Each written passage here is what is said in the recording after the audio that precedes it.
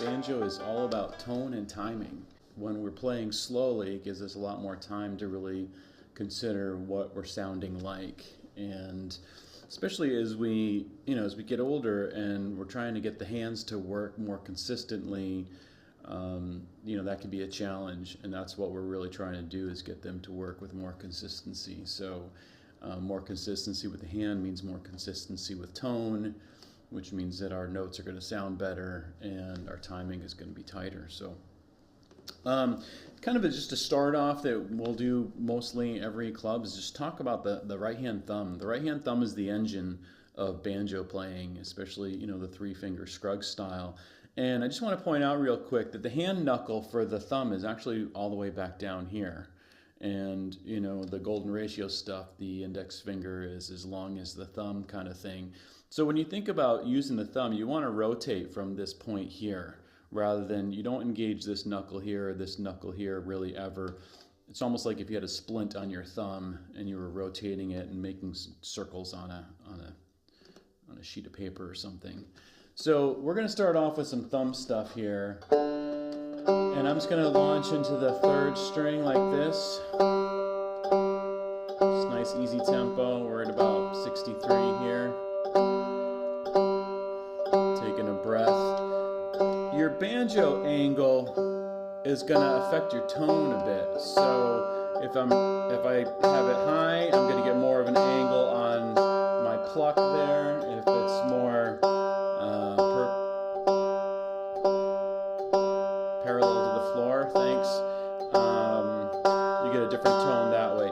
Usually we kind of get it medium up here just so that we can access with the left hand, but keep that in mind, that the angle of the neck is going to affect your tone as well.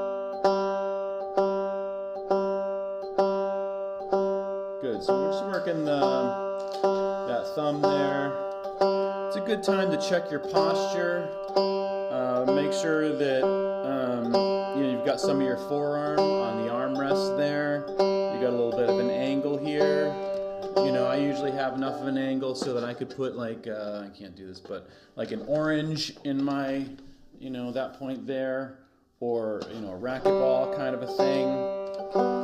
You want a little bit of angle with that right hand, and what that does is it allows for a better plucking angle for the fingers. In other words, what we want to do is do more pulling on the strings when we get to these fingers here. But I want that consideration to be brought in right now while we're working on this thumb. You should be able to sit comfortably with your banjo without engaging the left hand. What that tells me right off is that my left hand has not a lot to do. It's not about stabilizing the banjo, it's just about fretting the notes. Okay, I'm just going to lock in here for a minute.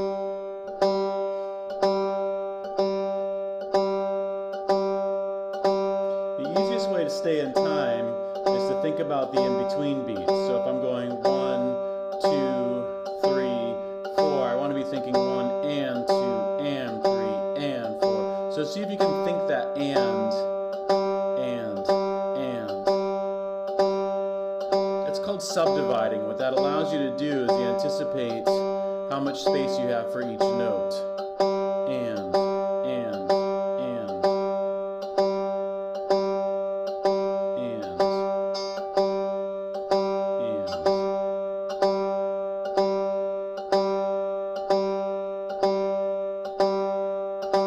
Good. Keeping in mind that rotating the thumb there, right? How important that is. Keeping the hand loose if it needs to get warmed up a little bit more and get some blood flow in there. Let's do some right hand patterns now with the thumb. We're going to go ahead and we'll start off with the 3-3-3 pattern, and then I'll start calling different patterns, and we'll have a beat in between so we can adjust, get ready for the new pattern. I'll show you what I mean here in a second. So I'm going to go, then I'm going to take a pause. So that's 3-3-3, right? I'm looking for consistency of tone here. Now I'm going to go 3-4-3. Then the pause. Then the pause. Then pause. Let's try 3-2-3.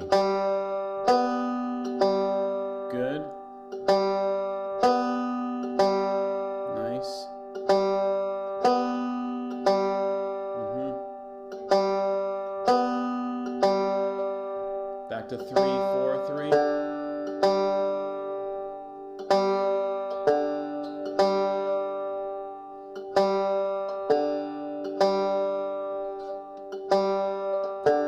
Let's do 3, 2, 1. Pause. All with the thumb. We're getting that thumb warmed up.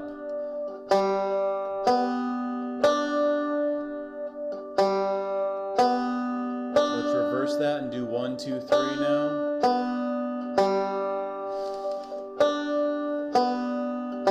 Good. Take a breath.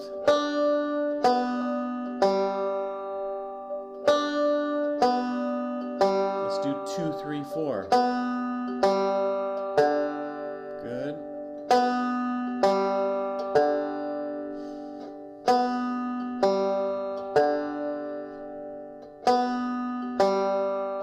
Let's go back to the 3, 3. Good. Take a breath. Nice. Good. 3, 4, 3 now. Yep.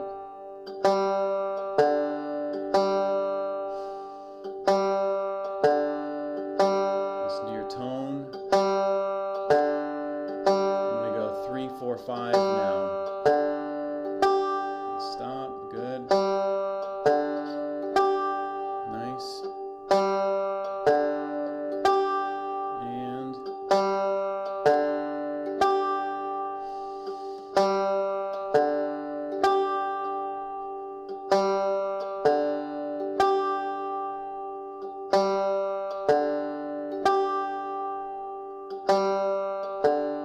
And now I'm going to go 3, 5, 3. And pause. Good. I'm still trying to hear those in-between beats. We call those ands, right? And. It's really the secret to playing long notes and not rushing them, is hearing or feeling those in-between notes, in this case, eighth notes. And.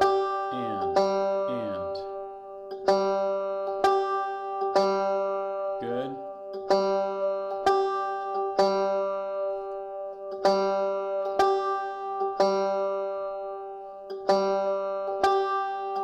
Nice. All right, let's let the blood flow get back in there. That's a lot of concentration, but getting that thumb warmed up is always the best place to start, and it's an easy way to get going on your banjo practice for the day. You get some good sounds, you'll feel really good about where your starting point is. So next step is I'm going to take that 3-5 pattern, that 3-5-3 pattern, and I'm going to add the pinch on the 5. So the pinch is the 5th string with the thumb. Middle finger is going to grab the 1st string. This is a little tricky at first because the fingers may not want to synchronize. So just do that a couple times in free time, and until you like the sound of it. Are you matching the attack? Is the volume of the 2 notes equal? This is a really simple way to get your ear involved in your playing. One of the fun things you can do, well, fun for me, is accent one over the other. So I can accent my thumb over the middle, get that more dominant, and then accent see if I can get the middle to pull ahead and get louder than the thumb a little bit. It's a good control exercise. So let's put that into a sequence here. We're going to go 3, pinch, 3, rest. 3, pinch, 3, rest. 3, pinch, 3, rest. 3, pinch, 3, rest.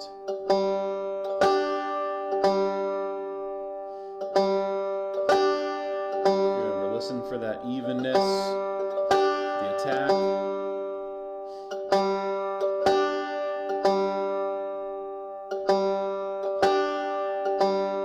Good. Now let's take that second note there, that 3 right there, we're going to port that over to the 4th string and add a pinch. Now I've got 3, 4 going in between the pinches. 3, 4. Good. 3,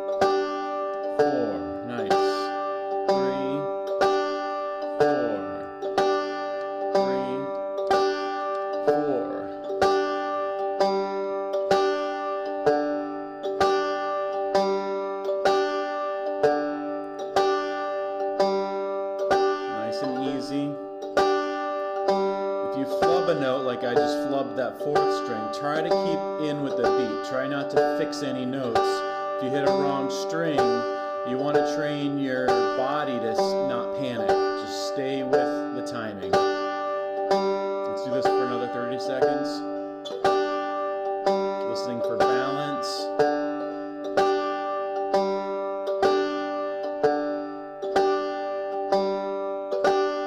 Good. Now I'm going to separate that first pinch. Instead of pinching, I'm going to break it apart like this. I'm going to go 5-1 instead of the 5-1 together. So now I've got this sequence going here. So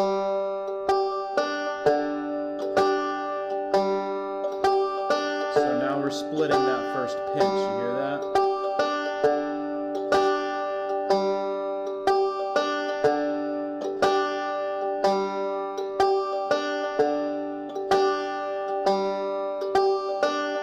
Good.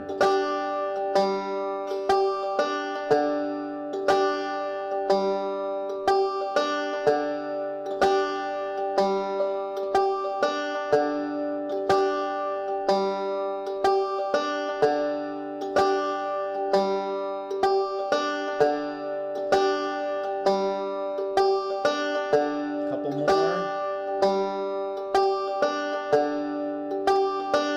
Oh, I'm breaking both of them now. And 2, and 1, and 2, and 3, and 4, and 1, and 2, and 3, and 4, and 1, and 2, and 3, and 4, 1, and 2, and 3, and 4, and 1, and 2, and 3, and 4, and 1. Good. How'd that feel? You guys feeling okay?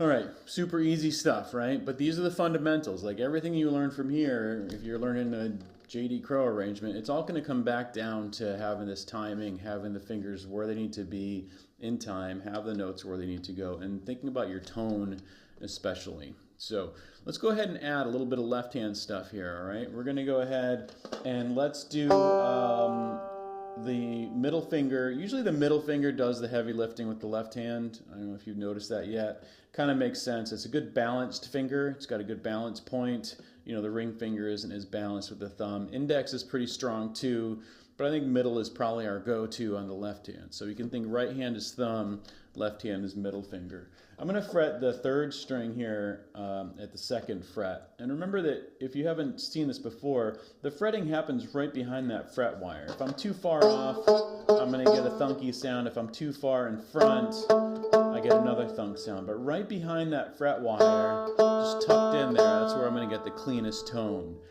This is a good time when you're doing these exercises to double check on the tension of the left hand. The left hand often feels like it needs to jump into the fray of whatever the right hand is doing. So if the right hand's getting excited, the left hand often will try to bear down a little bit too much and squeeze those strings. And that's no good for anybody because obviously it's not going to be good for your fingertip. Your hand's going to get tired. Your string is going to get dinged up, and you're going to start digging into your fretboard there. So let's watch that. But I'm going to go open third string. I'm going to go second fret. I'm going to go fourth fret. I'm going to go open. I'm going to do that again. Open, pause. I should say rest, and then open again. Open, rest, second fret, fourth fret, open. Add those pinches in. Good.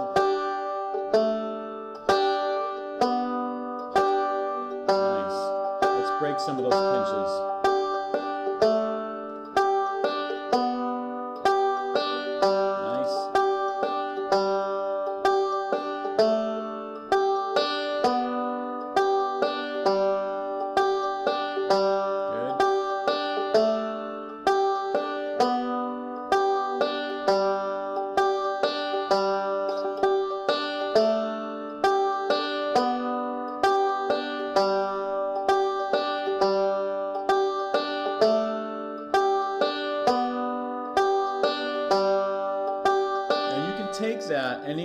that third string and start pulling other melodic chunks out of there.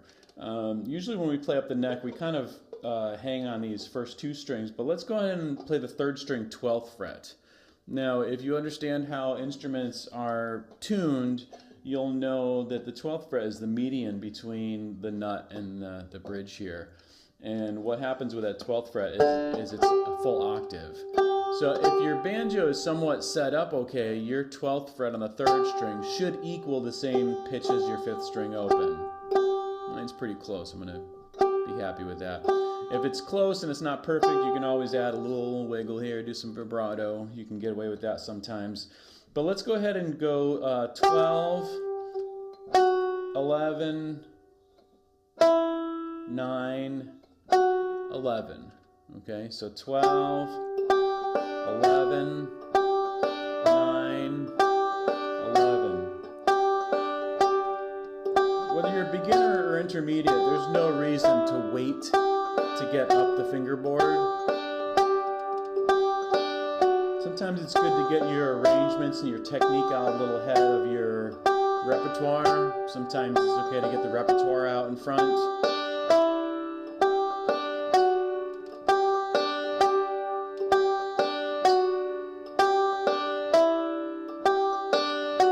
But these are good sounds to draw out of your instrument. Repetition is always the key, because when you want to access something, you want to make sure you've done enough repetitions that the hands are willing to help you find it. One more time. Let's go back to the open 2-4 here.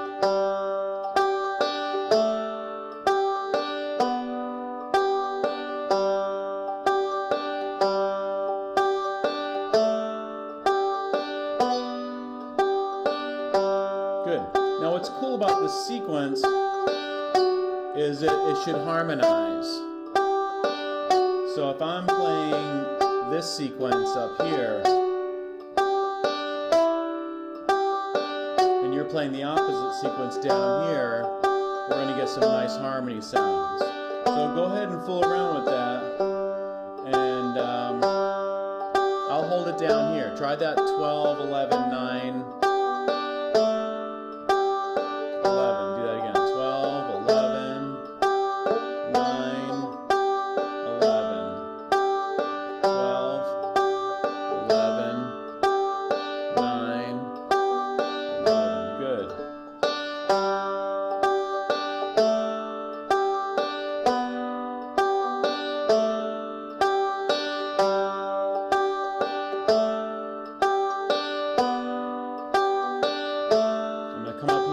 Try the low one. Open 2, 4, 2.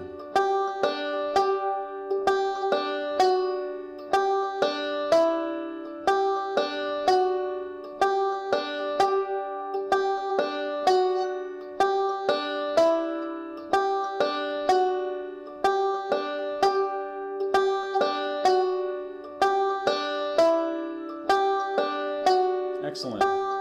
Yeah, it's important not to be in a rush when you're doing your banjo practice. If you go and try to grab stuff real quick, you're going to knock everything off the shelf. You just kind of want to, set your space, set your head space, make sure your body is ready to go. It's a good idea always to stretch. If you stand while playing banjo, you definitely need to stretch, but it helps even just thinking about this posture here. Like, I have to watch myself. If my shoulders come in, then I know I'm going to be bringing in a lot of tension into my body. So I've got like little checks, and you can add them to your session too, where you go, oh yeah, get those shoulder blades in the back as close as you can. And what that's going to do is obviously help with blood flow and everything else, but keep you from getting that hunched posture that, it's easy for banjo players, especially when you got a 12.5 pound banjo here. You're going to start to develop scoliosis or something. So I'm kind of joking, but I'm kind of not joking because you have to get good posture, especially if you're going to be standing playing the banjo. You want to make sure you're comfortable and that you can hang out for a couple hours at least. So those are some easy ways, to find some notes on the neck and put them into a sequence and just do some repetition, make some sounds. And if you find something you like, then either, put voice memos on your phone or else jot it down, have some blank tab. If you don't have some blank banjo tab, you can also just download blank notation paper because it's all 5 lines. And I find it's really helpful at the end of a practice session just to make a couple notes of something that I did so that I don't try to remember it. And anything from being creative, the creative process, learning process, even, especially like songwriting. But if you have an idea, you want to capture it because it will not be there later. And if I do the voice memos and I record myself, I'll explain myself what I'm doing. I'll be going 12th fret, 11, 9, 11. And then when I listen back later, I'm not like, what was that? That sounds cool, but I don't know what that was. Give yourself some cues there. All right, let's play this full G major scale descending here. I'm going to go 12, 11, 9, 7, 5, 4, 2, open. Again, 12, 11, 9, 7, 5, 4, 2. Yeah, see those fret numbers if you want. 12, 11, 9, 7, 5, 4, 2, open. One more time.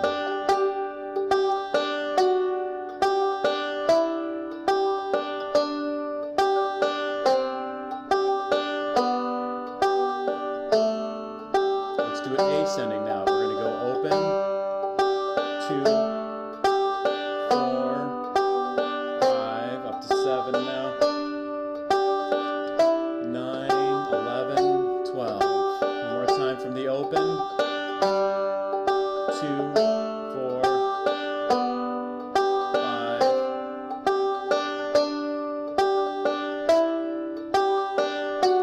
Up to 12.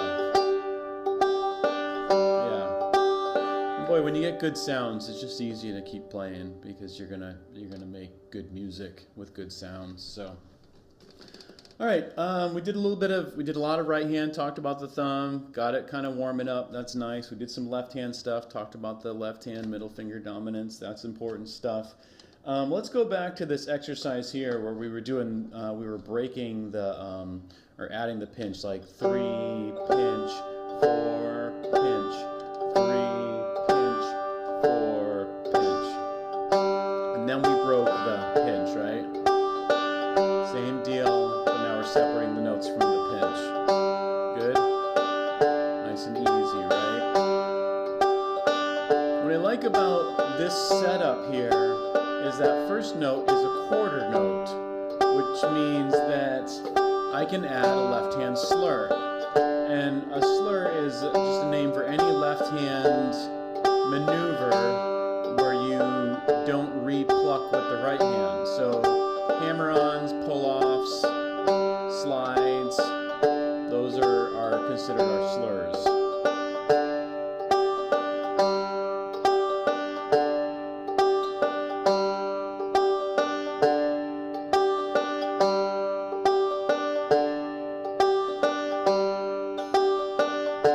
So first thing I'm going to do is fret the 3rd string, 2nd fret. Keep everything else the same.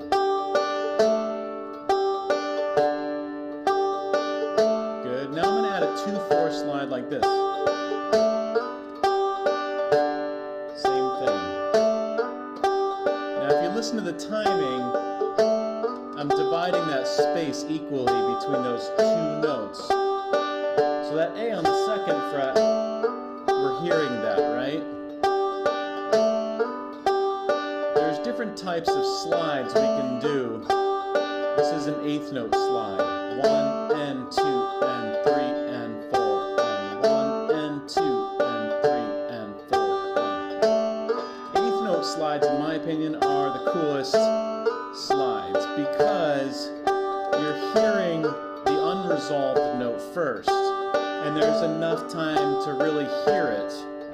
So eighth note slides create more anticipation in your playing than the other types of slides. You can also do a 16th note slide and a grace note slide.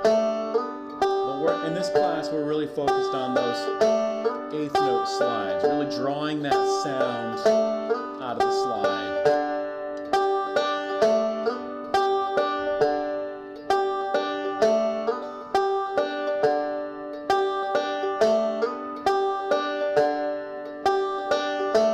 Do the open third string, there we go. So now I changed the next note back to 3.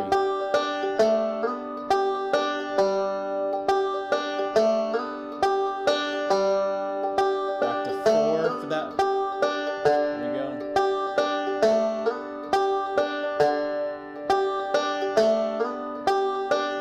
Good. Now let's go 4, 3. We're going back to right hand now. 4, 3. 4, 3. Nice and easy. 4, and then we're just splitting that pinch, right? Instead of pinching, we're splitting it. Super easy. Okay, now we're going to add a hammer on that 4th string. I'm going to hammer on the 2nd fret. Now hammer-ons are the most difficult of the 3 because there's no left-hand motion that really, you can get good sound out of a hammer-on. They're tricky. In the beginning, you may not get a lot of sound is what I'm saying. But just stay with it. And don't worry if it doesn't sound as loud as you want. The closer I hammer into that fret, the more pronounced my hammer-on will be.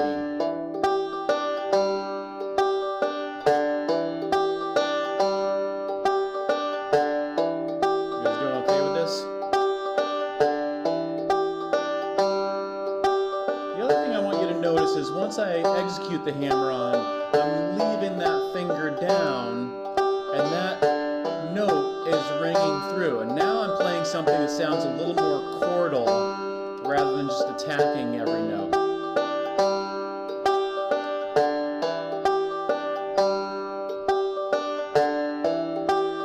Yeah, I can't tell you how many times you're going to use this hammer-on in your playing, but it's going to be in the thousands.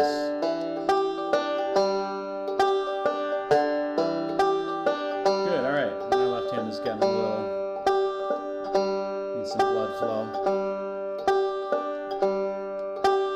Okay, now I want to combine those 2 licks, right? So I'm going to combine that 2-4 slide on the 3rd string with the open 2 hammer on 4th string.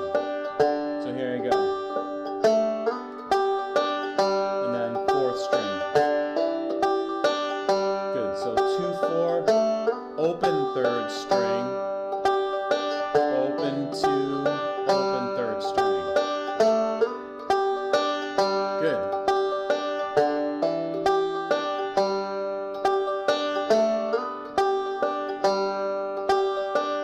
Let's see if I add the pinch here. Yeah, I like that.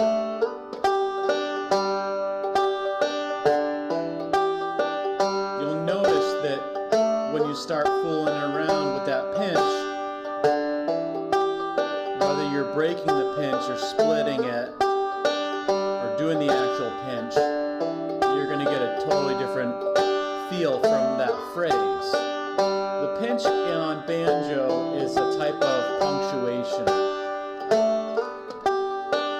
It can tell us that we've ended a phrase like that, or it can just give space so the next phrase has a solid launching point. You guys hear I'm adding that pinch back in?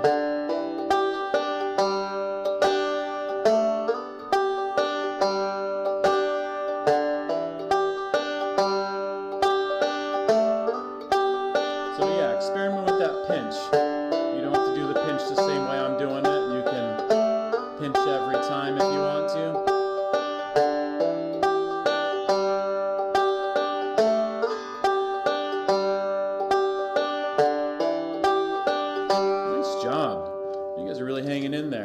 It's really swell. The idea is when you sit down to practice, obviously you're probably not going to do an hour of drills. You know, this might be condensed to, 15 minutes for you just to kind of get some warm-up stuff happening. But you notice that when you play slow, you just start hearing more because the listening process needs some space. And one of the things about banjo is it's really easy just to fill in all those gaps, and the ear doesn't hear all of our notes. And that's why a lot of intermediate players, they sound good but not great because they're not hearing all the spaces of all the notes. It's like they're filling up all those gaps, and it's just hard to hear everything that's happening. So some really slow focused stuff. You could be doing an arrangement you've already worked up. You could be even doing a new arrangement, but pulling stuff out of that to do some really slow warm-up stuff like this is really critical. I find these left-hand slur exercises to be really important because when you listen to great banjo playing, it's the snappiness and the intention of the slides. It's, are they using quarter note slides, 16th note slides? Good players make those decisions and make it part of their sound. So that's what we're just doing in slow motion, just getting things nice and warm and going from there. All right, I'd like to add in just another little level of complexity here, if that's okay. I'm going to do this 4th string open 2 hammer, and I'm going to flip it to a 2 open pull-off. Pull-offs have their own problems. First of all, they're not really pull-offs at all. They're left-hand plucks. So you want to think about plucking a note with your left hand. I'm on the 4th string 2nd fret here. And I got my finger there, and I'm like right along the fret there, and I'm just pulling really kind of down. It's difficult not to bump into the adjacent string. You can hear I'm bumping into the 3rd string. If I adjust the angle of the pull-off and go more away from the instrument, I can avoid that 3rd string. See, I'm kind of avoiding it now. But that's a good little exercise. The pull-off should be happening right off the side of the finger here, not the front. It's just kind of the corner here of the finger is where that's happening. So let's do...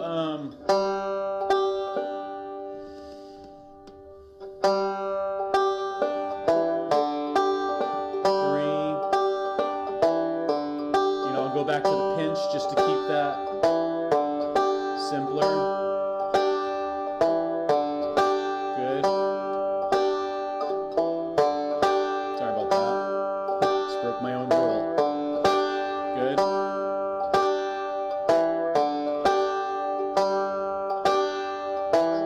Good. I'm going to add.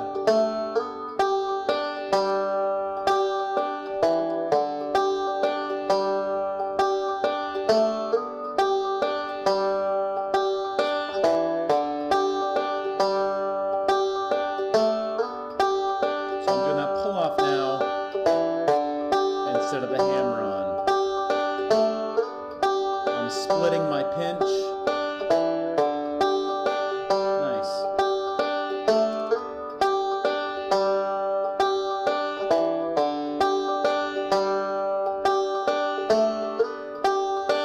Let's do the hammer on.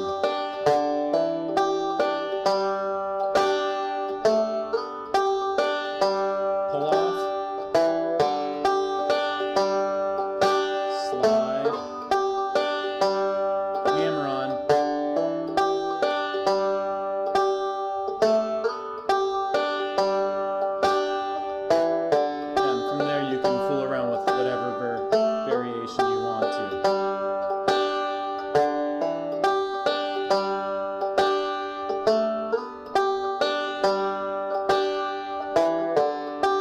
Let's do a pull-off on the 3rd string. 2nd fret to open. So 4th string 2 open, 3rd string 2 open. See if that pull finger will cooperate.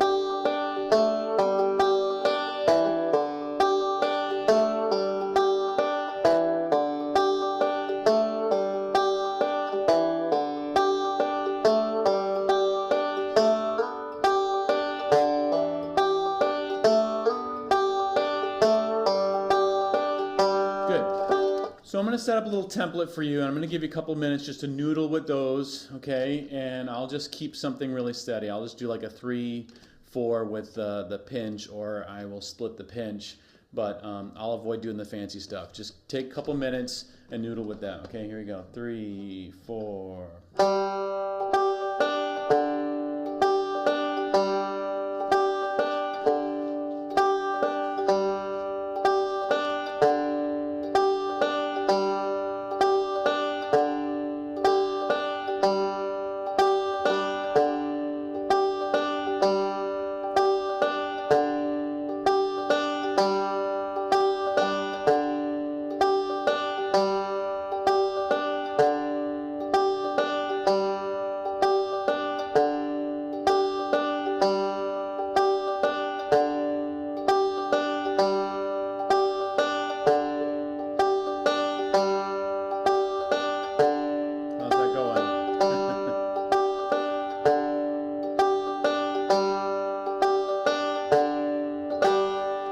See how like you probably want to start speeding up maybe now, and that's kind of what you might do. You know, I've got a metronome going here quietly just so I can make sure that I'm not speeding up too much or slowing down too much. I'm right about 65, 63-ish. So it's a good idea to have something going like that. I know a lot of the bluegrass players like to use Strum Machine, and you know that's a pretty good tool to use. Honestly, nothing is going to give you more honest feedback than just a metronome, because it's forcing you to consider the timing in between the beats. In other words, you have to subdivide. It's going click, click, click, and you got to be the one going click, click, click, click, click, click, click, click. So it's putting it on you to subdivide those spaces between the beats. Another tool that I like a lot is the iReal Pro. That's a really good backing track program. And what I like about that in between those other two devices is it's got a really great drum machine. And a drum machine is essentially a hyped up metronome. You know, it's going to give you more of those subdivisions where you don't have to do that work yourself, but it's going to help you kind of feel that a little bit easier, as opposed to Strum Machine, which has no percussive stuff at all. It just doesn't have, maybe there's a metronome, but any kind of drum machine practicing is going to be way more significant for you in terms of feeling all those subdivided beats. So there's a couple things to think about. I do find that sometimes my rhythm can start to get a little sloshy doing the drum machine stuff too much, because at the end of the day, I've got to be responsible for my timing. So metronome work is important with that. If you're new to doing any kind of a timing device like that, then the in that you want to use, the inroads you want to get to is counting out loud. 1 and 2 and 3 and 4. And honestly, that's probably the most important phase of the game, because what it means is that you're internalizing the beats and you're taking responsibility for placing those beats in the right spot. 4 and 1 and 2 and 3 and 4 and 1 and 2 and 3 and 4. Good. All right, great job, you guys. Let's do another left hand challenge here, because we want to make sure both hands are getting a decent workout. We did the slide, the hammer-on, the pull-off. We'll keep developing those. If you're hip to it, you'll find that B part of the Cripple Creek arrangement is right in there.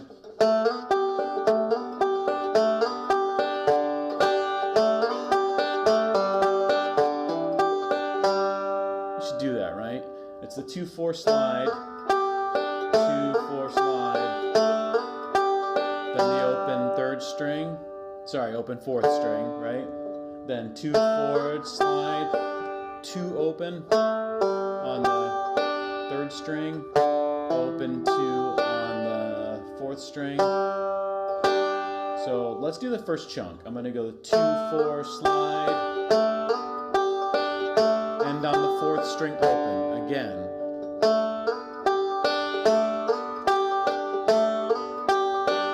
Good, again.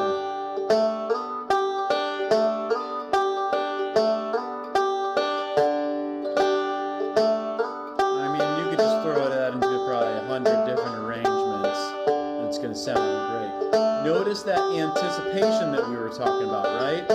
Where we're not giving the ear the chord tone right away. We're playing that A, and then we're resolving quickly.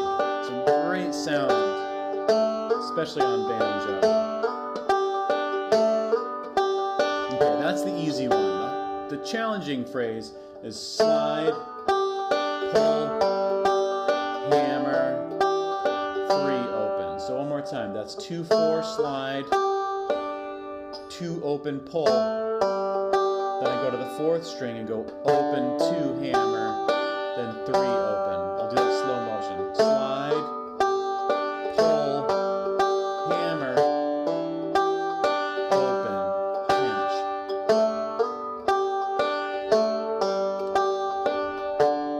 And that may be a lot right now, but that's okay. Part of getting better at the instrument is that you can start imagining what that next step is. Like if I can hear that, maybe I can't execute it yet, but if I can hear it and I can imagine like, oh yeah, I'm pretty sure I know what's going on there. That's always the process to getting to the next level, is can I imagine the next level? You know, I have students, they'll be leaving the lesson and I'll be like, hey, so what are you going to do with this piece here? And they'll say, I'm going to practice it. And I'm like, well, what does that mean, you know? It could mean a lot of things, and that's where you create your own parameters for success.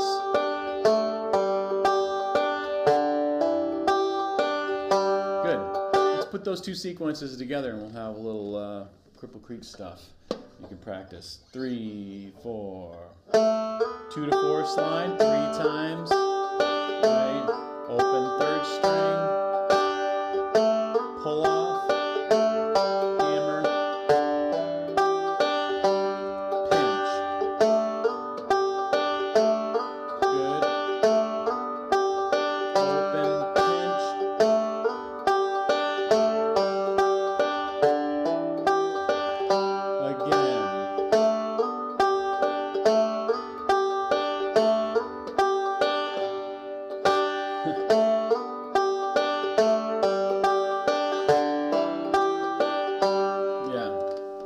Said for slowing stuff down further than you're used to playing it. If you've been playing a while, you've probably run into the experience of developing muscle memory to the point where you can rely on it so much that when you have to slow something way down, it's a struggle because of the reliance we've built on the fingers. We certainly want the fingers to be helpful, but we don't want them to run the show like that, because fingers are, maybe they're 70%. They're just not going to come through every time, all the time. And us knowing the music, there's no substitution for that. So even if you have a piece you feel like is locked into your muscle memory, a good exercise to do is get it on your metronome and slow it, slow it, slow it. And what you'll find is you'll start hearing some mistakes that maybe you just didn't notice before because you've been playing the piece for a while and you've built up your tempos or whatever. It's just a good lesson to always be aware of, because the things that are going to make us better, a lot of it is in the slower playing, where we're going to be able to hear things that we aren't going to hear them at tempo. And that's really crucial to kind of creating an honesty with ourselves, like an accountability. Like if I'm playing something, it's really not up there, but I'm getting away with it. Am I really getting better? I don't know. That said, it's also important to learn how to play fast, because when we're at a jam, we have to learn things on the fly, right? And sometimes we're trying to pick out a melody on the fly. So both of those are true. It's just that when you're practicing, you really want to take advantage of that slow stuff as much as you can. At the end of your practice, like at this part of the hour, we would start to really kind of drive up our tempos a little bit and see if we can just keep up. So I think in the future we'll start doing more of that kind of stuff, where when we get to the last part of the hour, we'll start driving our tempos up and see if we can hang on. I'm a big fan of playing until wheels start falling off the bus, because I can start to see what I actually can do, what I need to go back and work on. So if you are pushing tempo on stuff, always create like a toggle. You got this median where you want to play it at. But you know jammers are going to play it faster, so you need that tempo, but you also know that a slow tempo is where you're going to get the most for your money in terms of your practice hours and getting the repetitions in there and everything. So I always think about that 3 toggle set. You know, where am I comfortable? Maybe when I pick up the banjo, I'll do the piece where at a comfortable tempo. I know I'm going to want to drive up the tempo, so maybe I'll slow it down first, bring it back here, and then push it forward. And then the other key is don't just play it once and say, okay, that's it.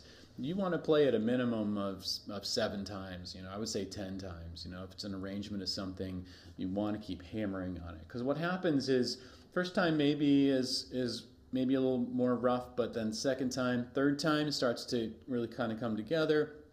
You lock in. Maybe you're locked in by the 5th time. But then if you push it, then by the 7th time, you might start to get distracted. Maybe you come up with an idea that you want to try because you're hearing something now because you've created that space for that. And then once you get there, you'll find maybe about the 7th or 8th time, maybe you're making some mistakes again because your creative self is trying to plug some stuff in. And then you decide, well, do I keep pushing from there or do I bring it back?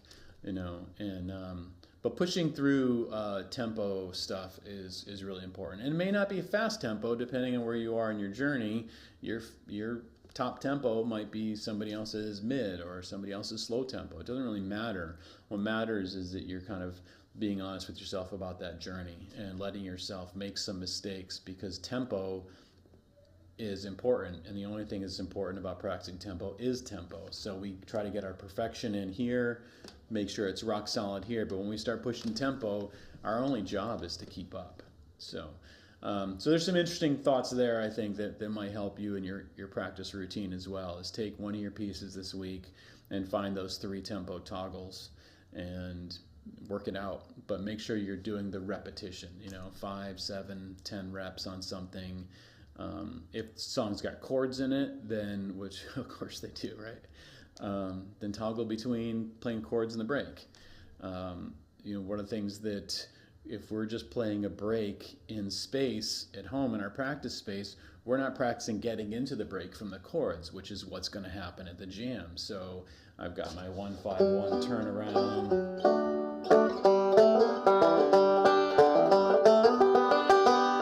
So I've got those little, should probably banjo club on that lick one of these days too. You have these little things that can take you into your break. And then, getting out of the break really isn't so bad usually because the other instruments are usually playing and whatnot. But getting into it is that confidence boost we want to have. So practicing going from your chords to your break back and forth is going to be really helpful with that too. All right, I promised one more tricky left hand thing. So when we're playing these chord forms here, we've got this shape here, which is called the F form, or the F position, I guess sometimes they call it. We got into that in our guitar class recently about the difference between form, shape, and position. And in a lot of bluegrass type instruction, position refers to the shape of the chord you're playing, whereas in most types of fretted instrument learning, we consider position to be the location of the index finger, and then the other fingers fill out the other frets from there, like a fret assignment. So not to get too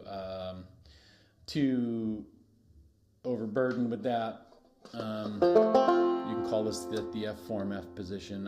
I try to call it the F shape because it's a shape to me.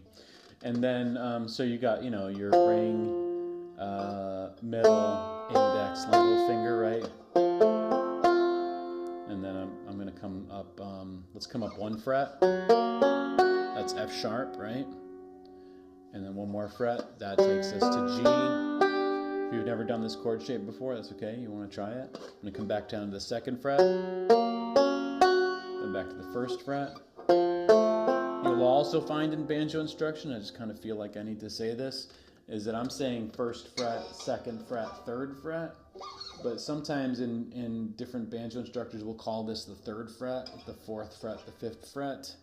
That's super confusing to me. We just need something that we can all agree on. And that index finger, since it really sets up where we're going, a lot of times that's what I'm going to refer to just for future reference there. Okay, so I've got ring, middle, index, pinky, right? Did I say that right? Okay, now I'm going to bring it up one fret, but when I bring it up, I'm going to switch these two fingers around. I'm going to swap them. So now index finger is swapping to the third string and middle finger is swapping to the second string. So, and then as I bring it up, these two fingers are going to cross over and swap. And then I'm going to bring it up another fret, and same deal. As I bring it up, index and middle are going to swap. Next position, here we go. Don't worry if you bump into the fifth string. No one's going to get hurt. Come up another fret. Again, swapping index and middle. These are what we call the F shape and the D shape, and there are two of our primary chord forms on the banjo. We need to start spending some time on these as well and their significance. If you think about that there's three primary chord shapes on the banjo, there's three primary notes in any given chord, a root third and fifth. So those correspond with the fact that we have triads. If that's over your head theory right now, don't worry about it. Just understand that I said that something about banjo is really, really super cool and neat. Notice that the ring and little finger, they're static. They're going to match each other on the same fret as I go up. Might as well go all the way to the top of your banjo here. But keep it really slow and see if that index and middle can move in tandem. So they're swapping at the same time. You got frets up here, might as well use them, right? Yeah. So that's a nice way to get your left hand to start to move. And you may find, everyone's hands are different. Some people might struggle with something. Right away I'm thinking like, oh my gosh, is my thumb trying to do all the work? Are you getting tense here? You got to be really, really careful of that kind of stuff, because when you're really digging into something that you're thinking about, a lot of times that left hand especially will try to jump in there and do the fancy stuff. But I can do this just without plucking. You can just kind of move them back and forth. You can also just do it in one position and just flip-flop those two fingers and come up a fret and then flip-flop those two fingers. It's a cool chord change if you... Sounds like some kind of a soundtrack music here. Don't ever be afraid to play something that you think doesn't sound bluegrassy, because in the early days of bluegrass, when it was getting shaped by Bill Monroe, it was about bringing in different influences. So, and even Earl Scruggs, that whole...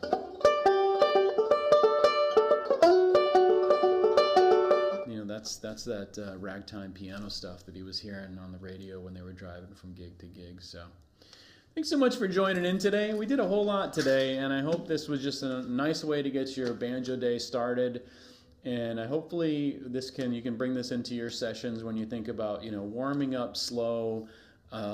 Notice I wasn't playing loud. I wasn't trying to play a lot of volume. I'm just trying to get some accuracy, trying to get some tone, trying to get some timing, thinking about simple things like, posture, right? And making sure the dynamics of the hand are functioning correctly, making sure I've got, my posture here. There's all these little things that really go into playing that can make it a lot easier and a lot more rewarding if we can sit in the chair a little longer.